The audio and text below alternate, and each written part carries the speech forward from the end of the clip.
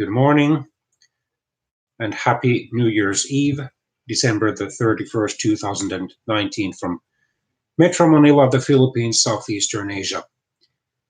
I was shocked to know that the Texas church shooter who was killed in the shootout by the church's security officer actually was of Finnish origin, at least partly. Mr. Keith Thomas Kinnunen.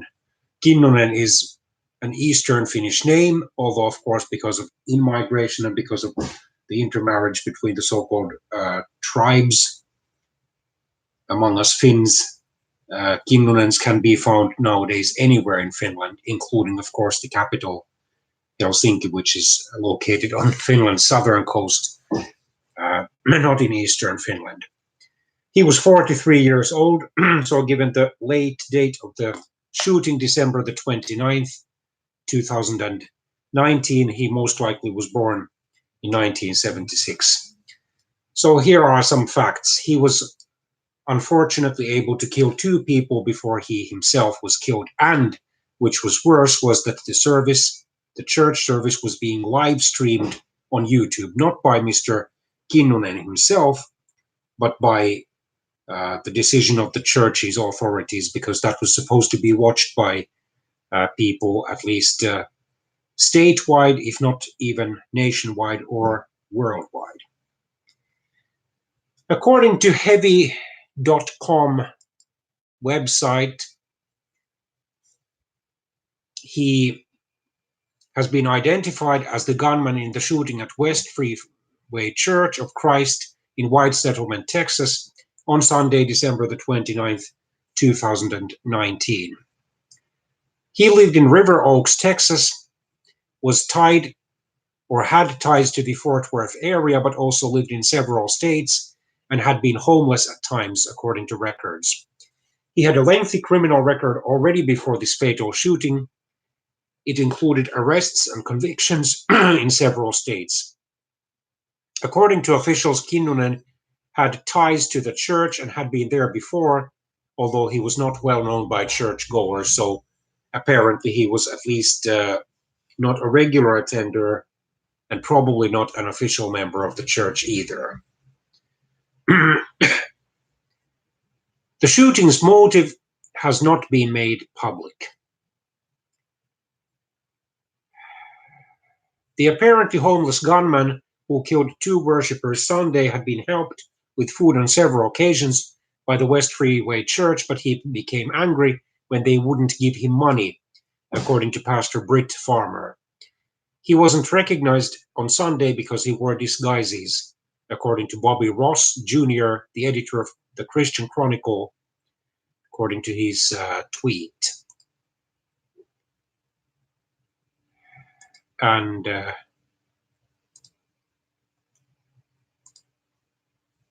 so if he had been homeless, probably he didn't at least have a steady job.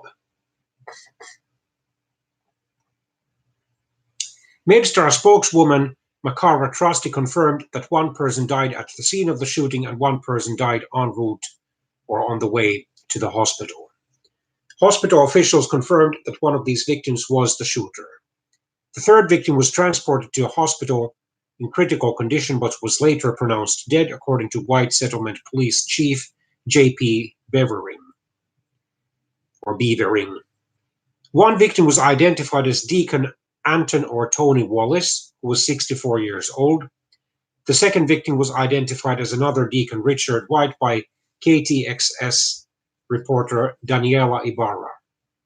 At around 10:57 a.m. local time,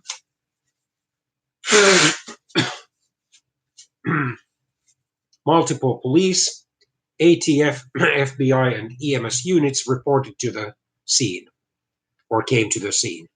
The West Freeway Church of Christ was live streaming its Sunday services on its YouTube channel. The horrific video shows a man firing off two shots while churchgoers ducked under their seats in fear. The video, which has since, of course, been removed from the church's YouTube channel because YouTube doesn't want to show videos where people are shot at will. I mean, not in combat, on live stream, and even the so-called battle videos, actual battle videos, not these shootout videos, probably are age restricted already because of YouTube's policy of trying to protect especially the children and underaged teenagers from seeing such violence. Also showed an armed security guard identified as Jack Wilson, who then fatally shot Mr. Kinnunen with a single shot. Mr. Kinnunen had a long rap sheet in numerous different cities across the United States dating back to 1998, when he was 22 years old. He had been arrested and charged numerous times in Tucson, Arizona, Fort Worth, Texas, and Grady County, Oklahoma, where he had been arrested in a domestic violence case in 2011, so aged 35, and charged with felony aggravated assault and battery. He later pleaded guilty to a misdemeanor assault and battery charge and was sentenced to 90 days in jail and was given credit for already serving that time. In 2012, he was arrested again in Oklahoma and charged with third-degree arson. He pleaded guilty and was sentenced to jail time in that case. So 5 fast facts. Mr. Keith Kinnunen was born in Kansas, so southern Midwest, had a brief career as a boxer in Texas, and also lived in Ohio and Arizona. So he was born on November the 26th, 1976, and then when he died, was therefore 43 years old. According to voter registration records, he also was living in Medina County, Ohio. And Ohio is another Midwestern state, although a more northern one and a more eastern one. He also lived for a time in Tucson, Arizona, where he also had a criminal record. According to boxrec.com, Mr. Kinnunen was a boxer in 2004 while living in Fort Worth, Texas. According to records, the middleweight division boxer only fought in 2 bouts or games. He lost by a knockout in October 2004, but he won his other match by a knockout in November 2004. Before moving to Texas, Mr. Kinnunen spent several years living in Tucson, Arizona, where he was arrested multiple times. In 1998, he was found carrying a concealed weapon without a permit. In 2000, he was convicted in Arizona for driving without a license. In 2004, he was arrested in Pima, Arizona on a disorderly conduct charge, but it was dismissed. In 2010, he was charged in Tucson with misdemeanor theft and then missed several court appearances in that case, leading to multiple failure to appear charges. In 2011, he was charged with assault and disorderly conduct in Tucson and also failed to appear in court for that charge. In 2004, he was again charged with assault, knowingly causing injury, in Tucson, Arizona. While living in Arizona in 1996, Kinnunen, then aged 19, married a 34-year-old woman, according to online records. She was later listed as a domestic violence victim in the 2011 Oklahoma assault case. She sought a restraining order against Mr. Kinnunen. A restraining order is one that forces the perpetrator to stop contacting another person, even digitally, like, for example, through text messages or tweets or Facebook messages or YouTube messages or videos. It was not immediately clear if they were still married at the time of his death. 2. Mr. Kinnunen was wearing a fake beard and a trench coat when he entered the Church of Christ, witnesses say. As reported by NBC News, Dallas FBI field office special agent Matt DeSarno said that investigators were working on figuring out the shooter's motive. He described the man as a relatively transient person with roots in the area. Bevering said of the shooter that he appeared to have walked into the church and sat down. Then he got up, pulled out a shotgun, and fired it at a parishioner or a church member, according to Bevering. That parishioner is deceased. Tiffany Wallace, who witnessed the shooting and whose father, Tony Wallace, was one of the victims, described the gunman as a white man with a fake beard and black hair who was wearing a trench coat. Jack Wilson, the head of the church's security team, told reporters on Monday, December the 30th, that they had their eye on Kinnunen from the moment he walked into the church. They said they had some concerns about him and had noticed he was wearing a wig and fake beard and had a long coat on him. We had cameras turned on him, Wilson said. Mrs. Isabel Areola, the wife of a church deacon, was sitting with her daughter 2 feet in front of Mr. Kinnunen and said he made her feel uneasy, according to the Fort Worth Star-Telegram. She wanted to think that he was there to worship just like everyone else, but she had never seen him in church and said he appeared to be in disguise, the Star-Telegram wrote. She and her husband decided they would move to the other side of the church after communion. Areola said the man then stood up and pulled out a shotgun. At the same time, we all dove for the floor. My husband covered my daughter with his body. Areola told the newspaper, I should have listened to my gut. While he was there, I couldn't sing. I couldn't pray. There was just something not right with him. But at the same time, I thought that maybe I was being too hard. Our church is so giving. In other words, generous. We help the homeless. We help people get food, pay for car repairs. If he just needed something, I'm sure we would have tried to help him if he had just asked. 3. Mr. Kinnunen was arrested in New Jersey after he was spotted acting suspiciously and taking photos of an oil refinery while armed with a shotgun.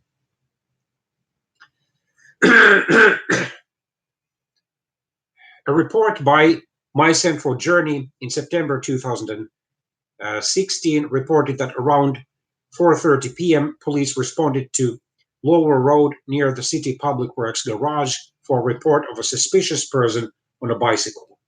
The resident reported a man photographing the oil tank field at the Phillips 66 refinery, which seemed suspicious. He told police he was homeless and liked taking photos while traveling around the United States. Police found Mr. Kinnunen had a contempt of court warrant in Oklahoma for a felony aggravated assault. While checking his property, police also found a Mossberg .12 gauge shotgun and rounds wrapped in plastic. So while he apparently lacked a steady job and certainly lacked a steady residence, he at least had enough money or found enough money. It's also possible that he stole money from people, or then he had ties to some criminals who gave him money in return for favors. Perhaps he was persuaded by criminals. Well, this is just my theory, which of course as an outsider I cannot prove, but I have an assumption that he has some ties to other criminals, petty criminals, who then supplied him with those guns, and apparently with some money. And because, of course, traveling around a vast country like the United States is not free. Okay, I have to go and clean my eyeglasses. Just a few minutes break. But anyway, you can see that this person was not just a one-off, one-time criminal, but had a long criminal record, while he had never, before that fatal shootout, killed anyone. And apparently he had issues controlling his temper because he had been charged with assault before and domestic violence and disorderly conduct.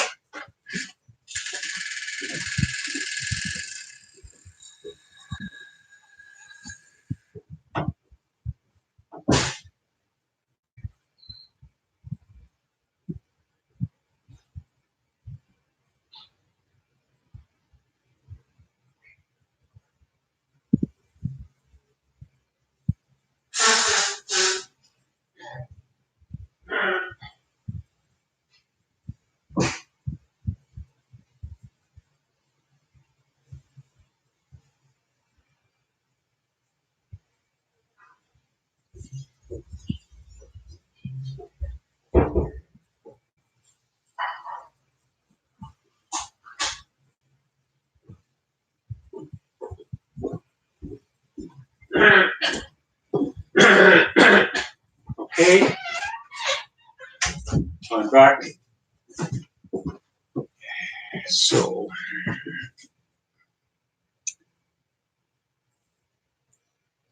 he was arrested and charged with unlawful possession of a weapon. He was taken to Union County Jail in Elizabeth and held on a $20,000 bail.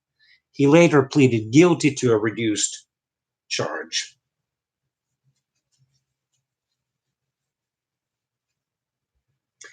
Well, this reminds me, this man's deceased shooter's record reminds me of that of an immigrant man who brutally stabbed a relative, a 7-year-old boy, dead on Christmas Eve, so on December the 24th, 2018 in Helsinki, Finland, and has been charged with murder, although he claimed during the preliminary questioning that supposedly he had some delusions that then made him more likely to stab this boy, defenseless boy, to death. He's like in custody, but still hasn't, I think, due to my, or as a result of my quick Google search, still hasn't formally been sentenced.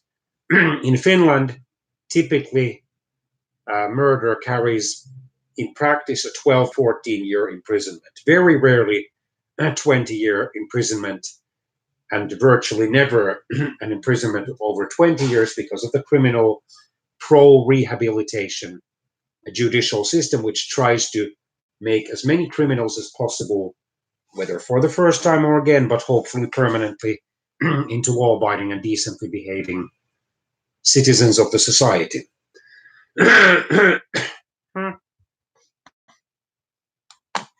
According to Deputy Police Chief Charles Stewart, and that immigrant man had a criminal record dating at least back to 2001. The weird thing was that he still had been able to live in an apartment in Espoo, Finland's second largest city, one of my former hometowns in Finland, and Helsinki's western neighbor. Obviously, if the Finnish justice system, criminal justice system, was even nearly as retributive or retribution oriented as the US justice system, that man would already have been behind bars and would not have been able to take that grade 1 student's life 1 year ago. Okay, according to Deputy Police Chief Charles Stewart, River Oaks arrested him in both 2009 and 2015 on warrants for unpaid traffic tickets, according to NBC DFW. 4. Mr. Kinnunen was also arrested twice in Fort Worth and charged with aggravated assault with a deadly weapon and theft. Fort Worth Police Department arrested Mr. Kinnunen and charged him with 2 counts of felony aggravated assault in 2008, a search of Texas Department of Public Safety records showed. In 2009, Mr. Kinnunen pleaded guilty to a lesser charge of misdemeanor deadly conduct. According to state law, a deadly conduct is when a person recklessly engages in conduct that places another person in imminent danger of serious bodily injury. I'm sorry. And that was the offense for which he was sentenced to 90 days in jail.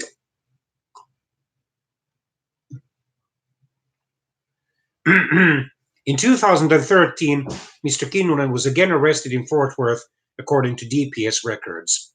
He was charged with misdemeanor theft of property valued between $50 and $500 US. In 2014, he pleaded guilty and was sentenced to 50 days in jail. Despite his previous arrests, Mr. Kinnunen was not on any sort of watch list, according to Matthew DeSarno, special agent in charge of the FBI Dallas office? Well, probably because he had nevertheless at least twice pleaded guilty, at least 2 or 3 times pleaded guilty to charges, and probably because when arrested, he had not resisted. Perhaps he had shown some kind of contrition or remorse, or at least had not boasted about his crimes. So he was not considered a serious security risk. I just wonder to what extent members of the communities where he lived tried to help him. Apparently, these congregation's members tried to help him, although they, according to one report, refused to give him money. They were, however, willing to give him food. 5, parishioner Jack Wilson killed Mr. Kinnunen with a single shot and said he didn't want evil to succeed. Lieutenant Governor Dan Patrick of Texas told reporters that Wilson drew his weapons and took out the killer immediately, saving an untold number of lives. Jack Wilson, who is the president of On Target Firearms Academy and campaigned to be the Precinct 3 commissioner, was the gunman who shot Mr. Kinnunen fatally.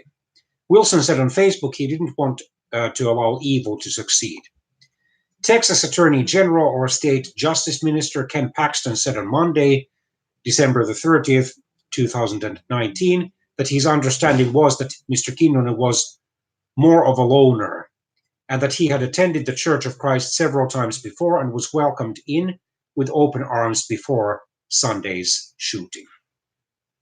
Well, God rest the souls of those innocent people who were shot dead by this wicked man. And of course, we have to pray that as many of the people in any way connected to either the shooter or the victims would get right with God, or those of them who aren't already right with him. Have a happy, blessed, and safe New Year 2020.